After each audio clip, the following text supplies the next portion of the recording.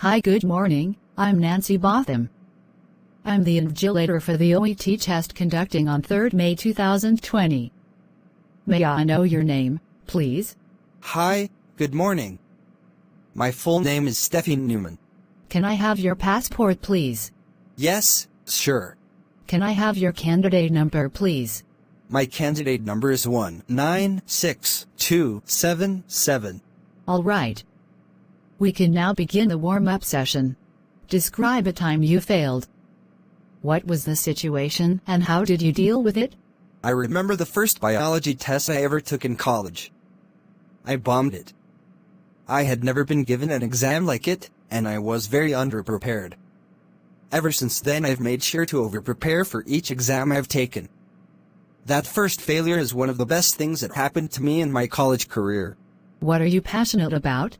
I'm passionate about giving the absolute best possible care to all of my patients. I take pride in my work, and I am passionate about making a difference to people's lives. Talk about a time when you were under significant pressure to perform a task. How did you get the job done? This question immediately brings my first clinical to mind. I was tasked with giving an IV to a patient. I had built up a ton of pressure on myself to succeed. After how hard I hit the books, I figured I should be able to give an IV with no trouble at all. Unfortunately, I was having some trouble. The pressure started to get to me, but before the patient could notice my discomfort, I took a deep breath, went over the correct technique in my head, and inserted the IV. What type of work environment do you prefer? I do well in a range of work environments. But I think the environments I've enjoyed most in my career are smaller organizations, where I can focus on giving great care to each patient that comes in, without feeling rushed. What do you feel is the most difficult part of working as a nurse? When I took my first nursing job, it was a challenge to learn to communicate with so many different personality types, both on my team, and with the wide range of patients I interacted with each day. However, I quickly learned how to communicate well with all sorts of people, and this has become one of my strengths now. I've become a better listener, I've become more patient and better at communicating. I enjoy making sure patients feel understood and comfortable. I also enjoy the teamwork aspect of my role with my fellow nurses. That's the end of the warm-up session. Now we can move on to cue card sessions. I'll help you with the task questions. This is your task card. You have 3 minutes to prepare with the task card. Your time starts now.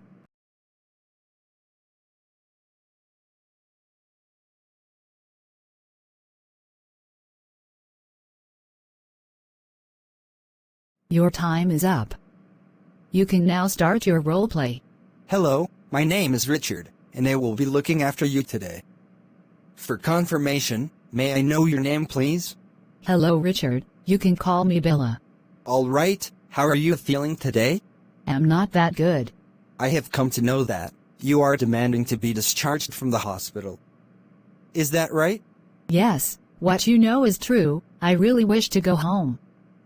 Could you please confirm with the doctor about my discharge, and kindly allow me to go home? Bella, you seem upset. Do you mind telling what's the problem? And why you want to get discharged? Oh my God. This hospital setting is not allowing me to sleep for a second. This noisy environment is disturbing me a lot. The patients around me are all confused. Haven't slept properly for the last 2 nights. Now, please tell me how I can stay here? I am sorry for the inconvenience that this has caused, Bella. I can understand how difficult it must be for you. I really apologize for the bad experience that you have had. However, it is mandatory to adhere to the doctor's advice. Doctors can allow you to leave the hospital. You have not recovered completely, and going home at this stage will lead to further complications. To avoid those, it is better to stay in the hospital. Yes, what you are saying might be true, but I am a lot better now. And I hope that I will be able to continue the antibiotic therapy at home. If my condition gets worse, I can always come back. All right, I am glad to hear that you are feeling better. In your case, You need to be given painkillers and antibiotics intravenously, as your body is not tolerating oral food and drink at the moment. Yeah, that is just because of the vomiting sensation I have. But I can assure you that I will be able to take the medicines with water by mouth. Whatever the situation is, I am ready to force water down with medicines, even if it is troubling me. I can understand your intense feeling to leave the hospital and go home, but right now you have a severe infection in your body which requires medical attention. So, being medical professionals, we are not supposed to send you back to your home until you get a complete recovery. You might have so many reasons to explain me. But I am determined, and I need to go back to my home for a proper rest. I will be back if my health worsens. Bella, please understand that currently your condition is not stable and your infection is quite severe. You have a fever, and your body is not tolerating any food or drink. That is the reason why we are giving you medications intravenously. If you leave the hospital, your condition may exacerbate. Now what you require is a prompt medical attention, which is only possible if you stay in the hospital. Do you understand what I am saying? Yes. But... Don't get confused. Going home at this stage can endanger your health. Well, I still want to go home. What I need right now is some rest, and I am sure that I won't be able to get any rest here. I get disturbed now and then, and I know I won't get better like this. I understand your concern, and it's your right to get discharged after understanding the risks involved in your decision. Can I explain something about the risks associated with getting discharged against medical advice? Would that be okay? Yes, that's fine. You may proceed. Thank you, Bella. If you are not getting adequate treatment, it may have some detrimental effects on your health, such as permanent damage to your kidney or cause kidney failure. Moreover, it is worth noticing that in some cases, it may even result in blood poisoning, which is a life-threatening condition. Nurse, I want to get well. But my decision is just because of the environment around me, and I can't bear it anymore. All right, I realize this is difficult. It's indeed distressing to be in your situation, especially when you are sick. What is your opinion if we shift you in a different ward which is not as busy as this one? Does it sound good? If you really that I can get proper rest and sleep in the other ward, I don't mind getting my treatment in the hospital. Oh, that's really good to hear, and I appreciate your decision.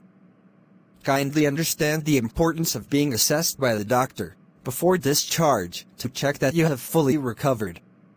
Anyway, I will inform my supervisor and shift you to a special ward soon, so that your sleep will not be disturbed and you get proper rest. All right. That sounds good. Thank you. So I will get back to you with a shifting order. Thank you. You are welcome, and kindly feel free to express your concerns. We are here to help you. Sure. Thank you for your kindness. Thank you for watching. Please, like this video and encourage us. Subscribe and stay tuned for more videos. Kindly comment your suggestions and help us do better.